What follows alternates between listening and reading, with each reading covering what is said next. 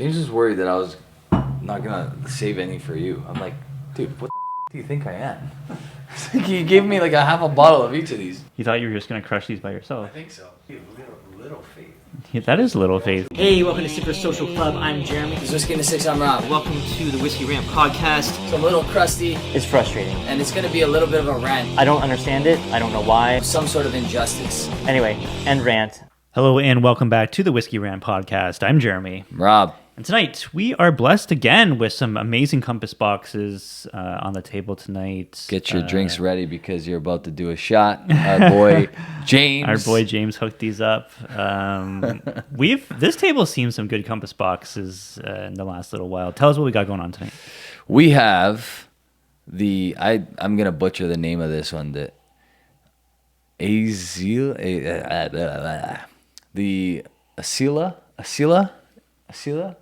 I don't know. Asyla. It's 40%, which is not typical of Compass Box to bottle at 40%, but I'm assuming there's some younger stuff in this one. That's rare. We'll show all the pictures, the information Of the makeup of what's in what? Yeah. The Delos, which is supposed to be the big brother of this one to my right. The Delos is part of their new series, beautiful series, the Extinct Blends Quartet. So quartet meaning there's going to be a fourth, right? So far there's only 3 out. This is the Delos, this is the Ultramarine. The Delos, the youngest stuff in the Delos is 20 years old. The youngest stuff. I think the oldest stuff is 25 if I'm not mistaken, but mostly Glenelgan, or a good portion of Glenelgan, which is kind of cool because we don't really get to try that very often. The Ultramarine, there is some younger stuff in it, but not like too young. I think the youngest stuff is like 11 years old, if I'm not mistaken, 13 years old maybe. And then the one that we don't have is the Metropolis. That's currently out. It just came out a couple months ago or a month or so ago. Okay. They're all in about the $400 range, $450-ish, between $400 and $450 Canadian. Yeah. So not cheap, but I mean 49%. Lots of old stuff in this one, and then this one's 51%, and also lots of old stuff in that one. Cameron Bridge, mostly I believe, is the Ultramarine. I'll double check the sheet over here while Jeremy talks a little bit about. Well, I was going to mention John Glaser because if you're not aware, he is leaving Compass Box and pursuing other ventures. So this collection, this set, might be some of the last stuff he ever has his hands on. Yeah. So what's interesting about this Ultramarine is there's a blended malt parcel. I wonder what those are. Like just something they don't know what's inside the barrel, basically, or barrels, and then they're just really old stuff. They have dates, but not necessarily contents. Yeah, perhaps. They do that a lot, actually. Just like weird old stuff they've mixed and just left. Or maybe they bought like barrels from Johnny Walker that were already blended. Perhaps. Right? Yeah. Then you have the Gervin distillery. The Gervin. I've never heard of that. Kalila is in here at quite a decent age. Love that. And then there's a bunch of other stuff. Milton Duff, Glen Ord, and then again another blended Scotch parcel. So really cool stuff. We'll show the ages and some pictures over here. But we're going to taste these. We're going to talk a little bit of John Glaser. And if anybody can fill the shoes... because there's some big shoes to fill in that company now. Yeah, so it came out in Whiskey Magazine that he was leaving the company. It didn't really say exactly like why. His quote here, and I'll read his quote. He says, "The decision wasn't an easy one, but I firmly believe now is the right time to pass the reins to new management and embark on fresh endeavors in my career." So... what do you think is happening here? Do you think that Diageo is gripping him too tight? Do you think he's just a new opportunities come up that he likes more? Because this seems like a pretty nice gig for this guy. Like, what do you think he wants to blend outside of Diageo's range? What's the speculation here? My guess is the Scotch world is becoming more and more difficult to deal with when buying casks. So we're seeing it with, like, earlier on in this year, who made a huge announcement that nobody expected. Gordon MacPhail, right? MacPhail's not going to fill anymore. They're not going to be filling any more casks. Now John Glaser leaves a company that has created this notoriety on blending other people's stuff. All of a sudden, like, something, like, where there's smoke, there's fire. Like, something's up. Like, something is not of the norm in the Scotch industry. And I think what's happening is a lot of these distilleries are keeping their stuff. It's not cheap to buy a barrel anymore. Yeah. Like, not worth it, probably, almost. What's it going to cost now to get a 30-year-old Glenelgan? Yeah, sure. You know what I mean? If that's not already in your hands 20 years ago, which we know John Glaser didn't have Compass Box 20 years ago. Yeah. So, right? I think I'm right about saying that. Like, I don't think Compass No, Box... 23 years he's been... Oh, it's 23 years. 23 years he's been in Compass Box. Okay, so 30 years ago, you know, it's not like he was doing what Gordon MacPhail did and filling these casks as babies and then growing them into maturity. He was buying already somewhat established casks. Yeah.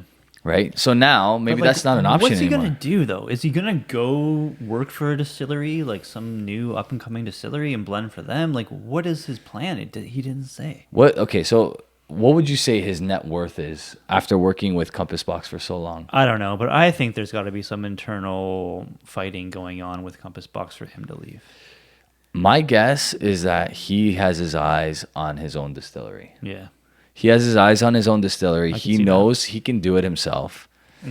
He knows he's one of the best blenders in the entire world. He's going to get financial backing from anyone, I'm sure. Any distillery in their right mind that doesn't have an established master distiller or master blender, I should say, is like, he's probably had 1 billion phone calls since the moment he left Compass Box. Oh, if I was starting a new distillery, I'm like, hey, why don't we go out and poach John Glaser to become our master blender? It's like, And boom, we'll sell all of our stuff instantly. Yeah. We'll be new Compass Box. this is the equivalent of, like, Connor McDavid, Patrick Mahomes is a free agent. And now you need a new master blender. Yeah. Who are you going to pick? Yeah. John Glaser. He's Right. going to be your number one. Yeah. You're going to give him the blank check. Ohtani of the Dodgers. Right, Right? exactly. We'll give you $700 million. Yeah, exactly. Here's your blank check. Yeah. Come do to our distillery what you did to Compass Box in the last 23 years. Yeah. You know, like, there's nobody. There's maybe 2 names I would put on top of his. Maybe 1. And the only really, like, well, whoever the master distiller is in Springbank, which is funny because I can't name that person, Yeah, that's a good point. right? But everybody loves that distillery. Yeah. That's every Scotch fanatic's favorite distillery. Yet I have no idea who the master distiller is at Springbank, which is actually really embarrassing. So that guy, Surprised you just admitted that. right? Oh, you just did. Well, grab a spring bag. I'm sure it says it on the back. But you're right. might. Like, we never talk about him. No, we don't. And then, so there's that guy, number 1 or 2, and then you have Billy Walker, and then after that, who's after that, Yeah. right? Like, Because what's his face for Balvenie retired, right? yeah, or Doctor whatever his name is. Yeah, I know. We're gonna fail the trivia on name the. We're not gonna master win blender. no. Oh dear. But there's Jim McEwen, but he's kind of moved on. He's like semi-retired. He's working with a few different distilleries. Yeah, you're right. I mean, obviously he's a huge name, and yeah, I like if this is true, and if he is going to a distillery, I already want to buy their stuff. I want to buy it right away. Yeah. You know, How good is that Delos? the middle one, Yeah. it's unreal. It's amazing. It's blowing the other ones away. There's a nice peat note that I'm getting on the Ultramarine. That's from the Kalila, probably. This Delos, it just has this like creamy fruitiness to it. I don't know. You said it's the oldest one. Definitely drinks that. Yeah. The tropical fruits, man. I like the addition of Kalila in the Ultramarine. It is a touch sweeter, but the just easy drinkability goes to the Delos for sure. Yeah. But I do. Man, it's like creamsicle, Yeah. tropical fruit. That Delos is great. What's the price point on that bad boy? 430, 420. For the Not Canadian? cheap. But you know what so I got a flyer today. I'm not going to say which company, which store, but it's kind of a sign of the times. It's a 25-year-old Bunnahabhain. Guess how much? What do we used to get 25-year-old Bunnahabhain for? Like 320, 350 It was always a good deal for the 25, wasn't it? Yeah. You're talking about core range release here? core range. Yeah. Guess. How much it is now? Yeah. Has it doubled? Guess. 800? It's $800. It's doubled. It's $800. That's fucked. Like, so you cannot buy, and this is what I'm trying to hammer home about the Anok 24. You cannot buy a 25-year-old anymore for less than $600. I cannot name one. Okay, I think the Glenfarclas. But you're talking about a 43-year-old that everybody used to pass over at $280. It's now $500. 43%? Sorry, 43%. Yeah. Yeah. Yeah. Like I said, that everybody used to pass over at $280, and I bought one, but I never went back to it, even though it was a great price. It was like $225 US. Yeah, it was great. Yeah. It was a great price, but I never went back to it. I bought one bottle, finished it, never went back. I still have a sealed one. From like, You should return it to from the like LCBO. 2010. Get $500 for it. Is that what it is? 500? $500 at the LCBO now.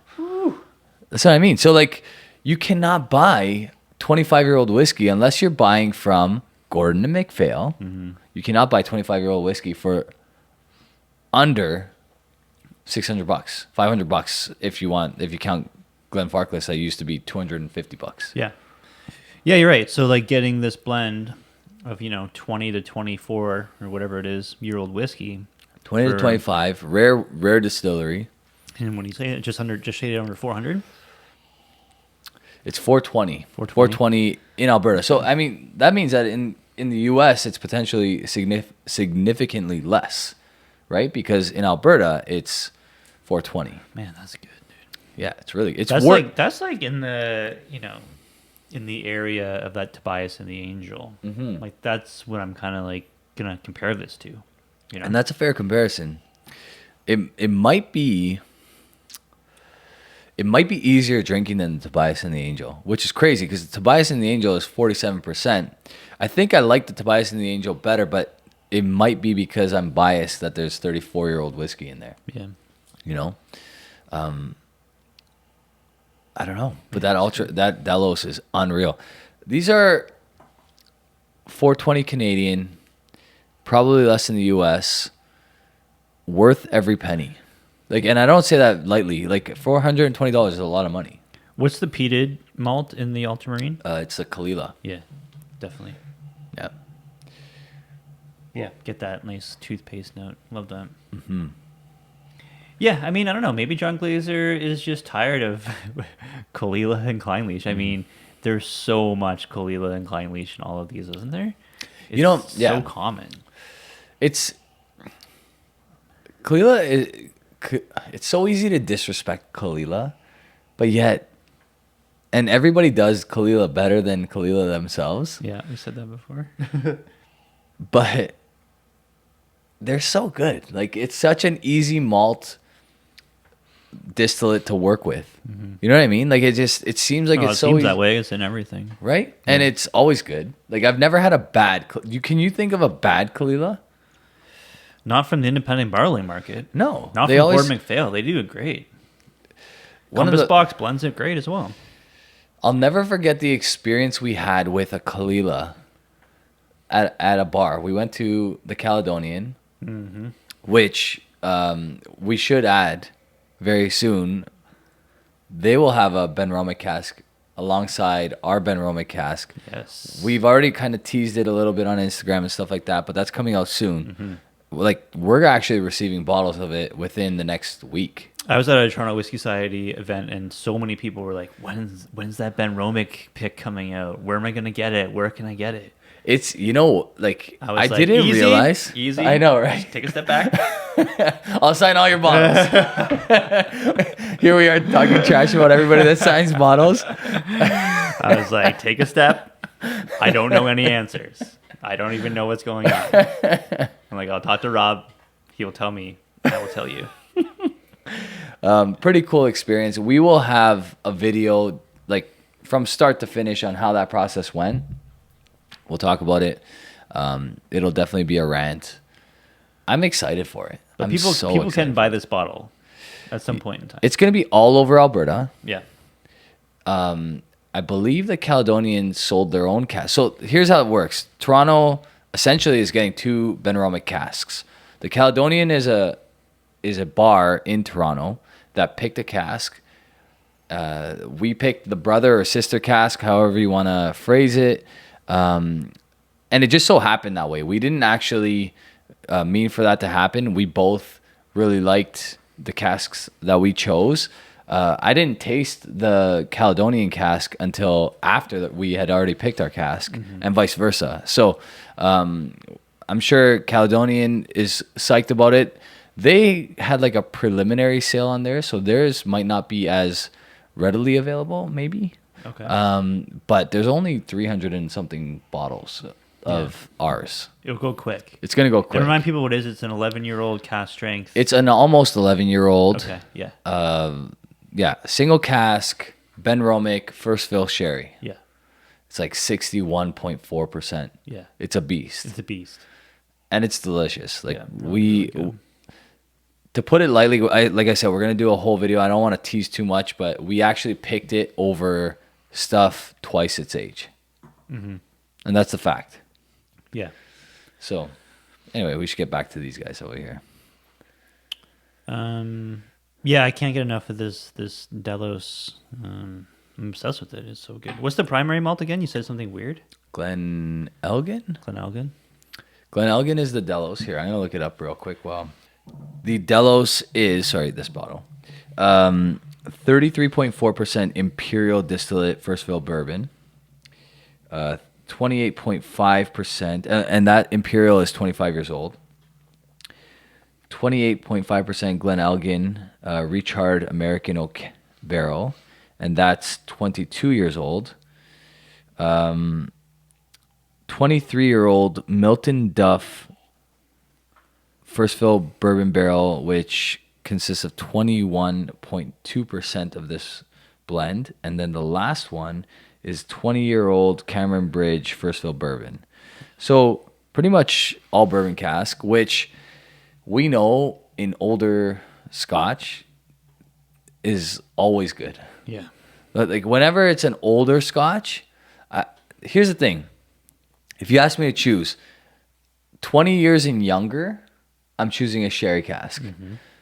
20 years and older, I'm probably choosing a bourbon cask. Yeah, because like when you get a lot of age on like bourbon casks, and like taking this one for example, all the sharp edges are completely rounded off, and you get this like this specifically is like extremely viscous, and the tropical fruits and like the creaminess of those tropical fruits is unmatched. I mean, it's so good.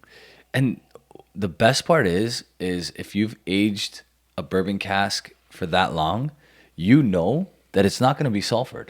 It's not going to be off-putting. If anything, it might not be like the most easy drinking because it's a little hot for whatever reason. That's like the worst case scenario. Have you had like an over oaked older ex-bourbon cask? I haven't. I have not. Over oaked virgin oak? Yes. Right. Over oaked like rechar cask? Yeah. I don't know if you get like if the over oaked doesn't seem like it's a problem in Scotch. It seems like it's a problem in bourbon. It's because of the virgin oak, right? So like I think you're gonna get more single malt that tastes over oaked and drying and like a little bit too abrasive in the next little while, because a lot of companies are trying to do things a little differently. They want to do that like virgin oak approach because they feel that it'll get to market a little faster than the, aging it in a bourbon cask or aging it in a sherry cask, where it needs its like age to get good. Whereas a lot of people think they could probably bottle a 3-year-old virgin oak single malt and it'll be okay. And they're probably right. Like I'm picking a barrel myself and kind of with the same theory in mind. But you got to be careful because it can be super oaky Yeah. and it can be super drying, Yeah. right? So there's that. So where do you think Compass Box is going to go after John Glaser leaves? Are they going to bring in someone with a name? Are they going to try to get someone from another distillery that has some name recognition? Or are they just going to go with, whoever? I'm sure Glazer has been, training someone, has some apprentice that he's been working with. You would think, right? It's funny because whenever someone replaces that big name, you're always going to remember that person that replaced that big name.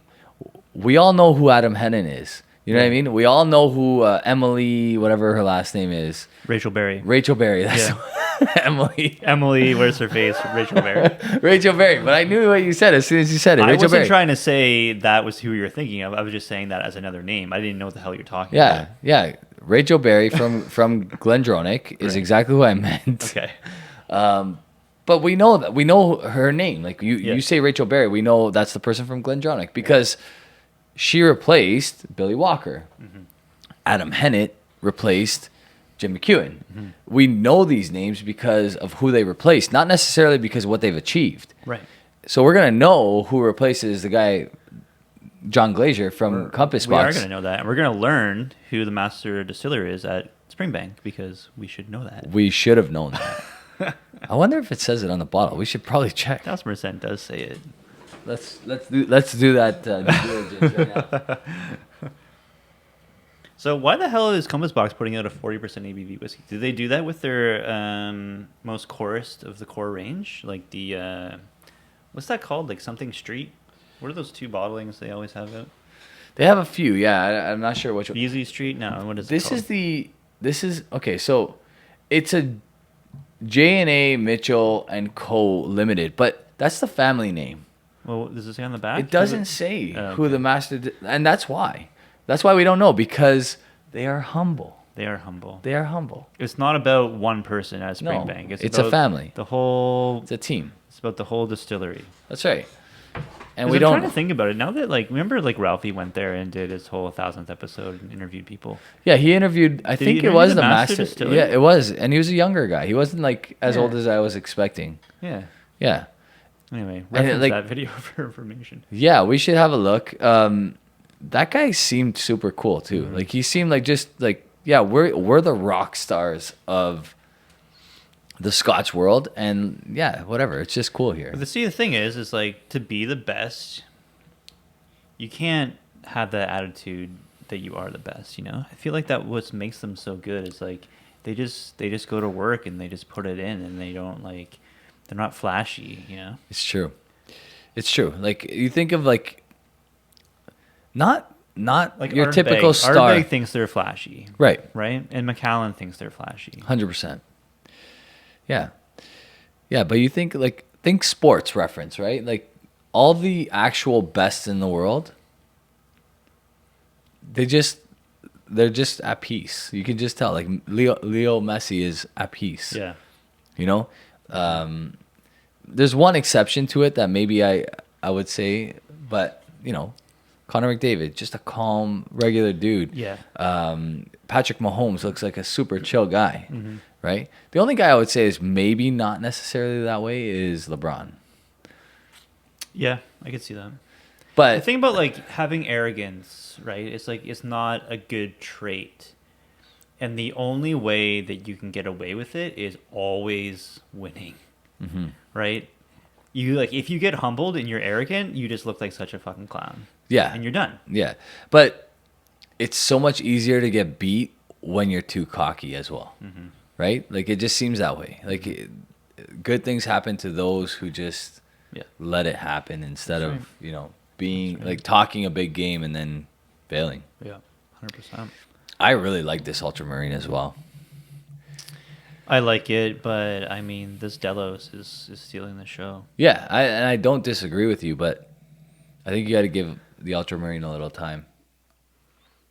Yeah, I mean, it's a good compliment, right? It's if you want a little bit of peat mixed in there, little Kalila, Yeah. then that's the one. But man, this Delos, dude.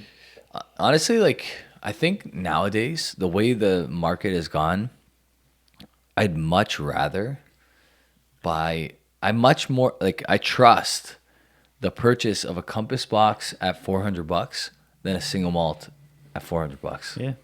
I mean, The way everything is going, I just know that that's going to be good. yeah. And you're probably going to get some more age, right? You're going to get Yeah. an older overall whiskey. Yeah. What do you think about the secondary market? Now that John Glazer is leaving, do you think we see a bump in like some of the more rare, more sought after Compass Box releases? I think so. I think Glendronach saw something similar, right? When Billy Walker left, everything that he left behind was super, like, Yeah. everybody wanted that, 18-year-old that was actually 24 years old or whatever it was, Yeah, you're right. Maybe these last couple releases that John Glazer has his hand in, they could maybe see a bump.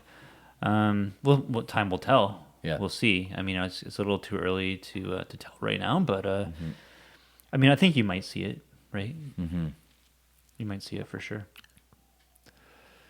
We should give these a mark, but yeah, that's special. That's a special whiskey. Where did I mark Tobias an Angel? Do you remember what I gave that? It was up there. It was like I think you gave it like a 90 or 91. Yeah. Yeah, because I was going to be like, this is probably very close to that score. Mm-hmm. Very, very close to that score. And this Alyssa, Yeah, I don't know. Alyssa sounds right. Malton Grain. It's American oak as well. It kind of reminds me of the orchard in Orchard House? Orchard House, yeah. Yeah. A little bit. Not as apple forward, but has that kind of like similar approach. Mm-hmm. The ABV is missing. It's a little light on the palate. Yeah, I mean, it does have a little more maltiness maybe. Yeah. You taste the grain in there. Not hard to drink though. Not at all. No, and like, what's the price point on that one? Good question. I'm gonna say sub $80. Probably very, very approachable. I'm gonna say it's probably around $80. Nice. Maybe a little less. Yeah. Okay. Yeah. I mean, I think I'm good for scoring these. Yeah. I'm gonna not score this one because I don't even know if it's getting a fair shake next to these other guys. No, you have to. What do you mean not just going to score it? Just score what you think is right. Okay, I'll score it. Yeah. Go ahead. I'm gonna give this one an 83. Mm-hmm. Maybe, yeah, 83 is fair, I think. I think where it falls short is the finish. It's like super like sip it, taste it, gone. Mm-hmm. You know what I mean? But that's not always bad. Yeah. That's not always bad. That's like an easy pour and play. Like you're with your buddies. You don't want to break the bank. You bring this bottle. Yep. Good night. Nobody's going to complain about it. It's very subtle, very easy drinking. It's like, maybe it's one of those like warmer climate pours. Yeah. Where it's there's nothing strong in this whiskey at all. Yeah. Yeah. Could even do well in a blend, old fashioned, something like that. Yeah, you can mix this Cocktail. up a little highball perhaps. Yeah. It's non-chill filtered. Yeah. No Yeah, added color. I'm the same mark as you. I think I'm gonna be 83 on this one as well. And that's a good score. I think that's right in the wheelhouse of where I would rank it with other things. Yeah. I'm gonna go to the Ultramarine next because Okay. it's lower than the Delos. Okay. And I'm gonna give this one an 87. I think this is an 87. I think it's good. Its biggest downfall is that it's being sipped next to the Delos. Honestly. Like, I think I would like it way more if we were just sipping this one alone. Yeah. Right? So, that being said, give or take a mark and a half to 2 marks. Right? Yeah. Because this is being sipped beside a beast. True. Right? Yeah, and I think I'm going to come in maybe a little bit less than that, actually, because I think I think that the Kalila is kind of overpowering the rest of the blend. It does here. dominate. It does. You have to really And- like the Kalila. Yeah, and I think that Compass Box, if you want like a Kalila forward blend, there's probably stuff out there that's a lesser price point that you can get that same effect. Yeah. I'd be 85 on this Ultramarine. Okay. And then the Delos, I'm going to give an 89. Yeah, and I'm 91 on this 91. Delos. Absolutely, man. This is exactly the whiskey that I'm craving these days. You know, it's that super creamy tropical fruit, just powerhouse of amazingness. It's so good. Yeah, it's delicious. $4.20, and if it's still available anywhere, it's an easy buy. Like, and that's not being said lightly. Like, $4.20 is a lot of money, but it's so easy to drink. It's crazy. At 49%, it does not drink anywhere near that. Yeah. It's a beautiful, beautiful whiskey. Yep, I love it, and I think that if you miss out on Tobias and the Angel, I would take Tobias and the Angel over this, but I think this one, it's giving you kind of a similar like drinking experience for that one. You know what? Because Tobias and the Angel is so much more, that should actually give, like, dollar-wise, I mean, that should actually, like, make me want to bump this What's up. Tobias? It's like $700. Is it 700? Yeah. It's like, cool. You're talking like 50%, 34-year-old Kalila, 50%, 24-year-old Klein Leash, right? So it's, rightly so, it's more expensive, but at the same time, Yeah. that's a great drinking experience right Very, there. very good. Very good. Yeah, you know what? I think I probably should bump it up to a 90, but whatever. I already said 89, so I'm going to leave it at that. I mean, whatever. They're big scores. Obviously, it was a clear winner out of these. And yeah, expensive, but I think that it's actually like pretty decent value. And you mentioned it as, you know, with the way Scotch market is today, you pay for a big age statement, like you're not getting a drinking experience. Maybe this one will give you. Yeah, true. These are all great, though. I mean, I really want to know now what the Metropolis tastes like. Yeah. Has it been announced what's going to be the fourth one? I wonder. I don't know, but I want to know like what's the last release with the John Glaser signature on the back of the label. Where's the very last one? Probably the Metropolis. You think so? That could be it. It might be it. Yeah. So the Metropolis might be the one to get. That might be the collector one, right? Like maybe even this whole This set, whole series, if yeah. That's like the last of what The first- Glazer's gonna do. That's tough timing right there, because imagine the fourth one is better than the first three, Yeah. but it's just not going to get the same attention because John Glaser doesn't have a stamp on it. I mean, there could be something else. Yeah, I feel like John Glazer's a guy who would like, here's my like send off to Compass Box. Here's my final release. Yeah. And maybe something is coming out in the very near future that's like insane, you know? Or he pulled a Billy Walker, used his best stuff, and then he's like, peace. Yeah. Yeah. It's like, good luck. Yeah, who knows? Good luck with the rest of the junk I left you. You know, honestly, I still, like, as much as I love Billy Walker, I wonder about, like, how he left Glendronach, because it has not been the same distillery since he's gone. No, and it probably won't be either. I wonder if it ever will be. No. Like, it might not ever be. Yeah. So, that's it. Yeah. That's going to do it for us. Comment down below. What are your thoughts on the whole John Glaser leaving Compass Box? Will Compass Box be the same? And what do you speculate that he's going to go to next? I don't know. I say Interesting. he's going to Campbelltown. He's going to take over Glen Scotia and make it the next Springbank. That's a hot take right there. I like it. I do like it. Or Aaron. I like it. Comment down below. Like the video. Subscribe if you haven't. All those things. Yeah. And thanks so much for watching. Really much appreciated. Have a good one, guys. Cheers. Cheers.